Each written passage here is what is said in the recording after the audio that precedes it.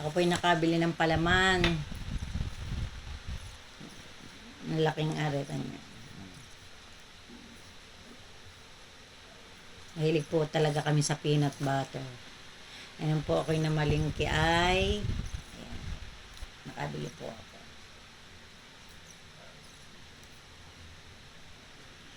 Ari po ay peanut butter crunchy. 1 kilo na po ari. Ayan.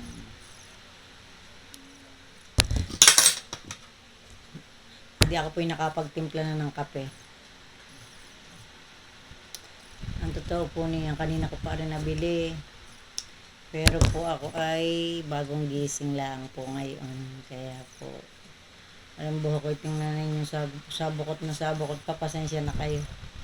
At kakabangon ko lang.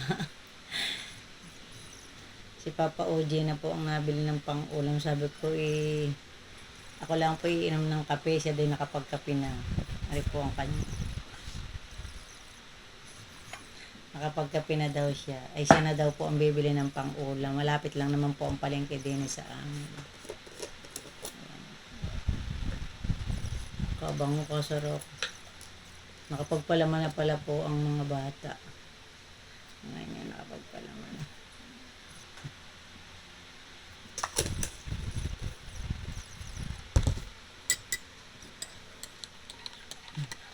Ako pinapaibig ng kape. Hindi lang po ako may nagkakape dahil nga po bawal sa akin. Hindi kung kailan lang po ako napapaibig, doon lang po ako nagkakape. Ayan po. Hindi yung umaga, tanghali, hapon, no. Halimbawa ako may merienda, hindi po. Isang beses lang po. Ay, hindi lang po ako nagkape kanina. Kaya ngayon lang ako magkakape.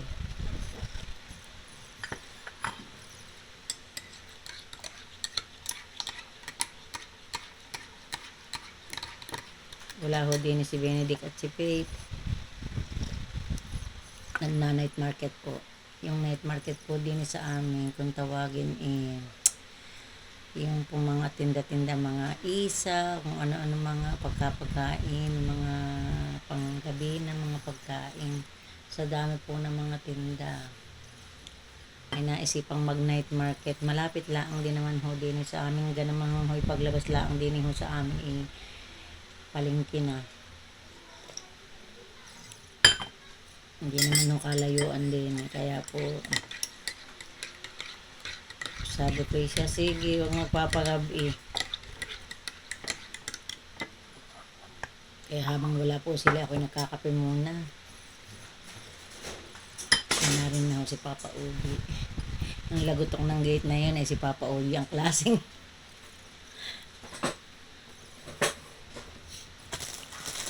May tinapay po akong nabili, ubos na.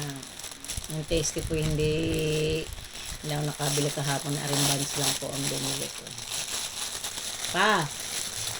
Hello pa! Ano nabili ng pa? Ano nabili mo? Isda. Ano nabili mo? Alin? Yan ang si Papa OG. Isda. Bumili po ng kalahating kilong. Tahong. Tahong! Bumili ng tahong. Atay. Ay po. Yan. Ay, bumili daw po ng atay, tahong, at saka po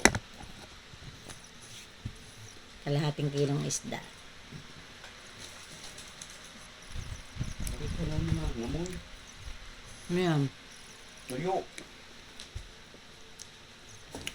Ay, alisin mo na hindi yan. Baka hindi na yan pwede.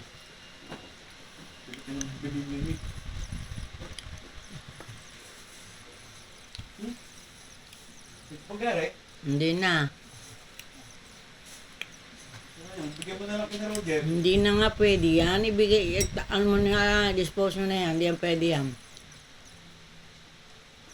Ako pag nakakain ng tinapay, sinasawsaw ko po sa kape. Try niyo, masarap.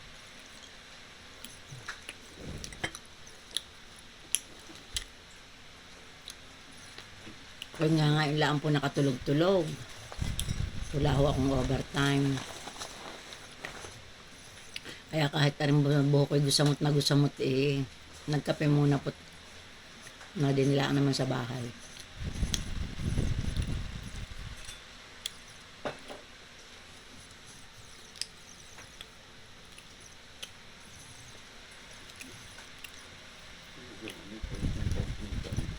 Ha, bakit?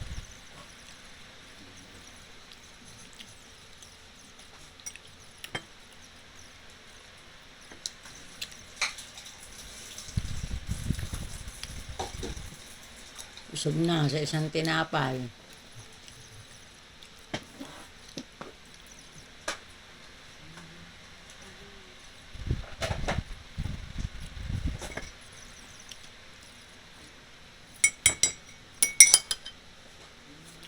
Hindi na po ako nagpalamang.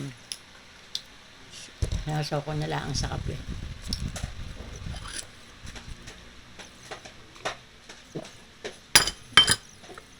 Pagkaganari pong nasa bahay at kaya ikay walang trabaho. Tapos nakakatulog-tulog. Ang sarap po pagising. Ang sarap magkape. Parang nga ngayon ko lang po naranasan na rin. Yung ako'y napagising ng gana ring nakatulog-tulog po. Maaga po kaming natapos maglaba. Ako'y natulog at wala nga pong overtime. Si Papa OG po ay lumuwas sa Maynila kasama ang boss niya. Kaya po ako'y natulog at ang mga bata naman po ay may mga assignment na ginawa din ni kanina. Di ako po yung nasa taas. Sige po, babay muna po sa inyo. God bless.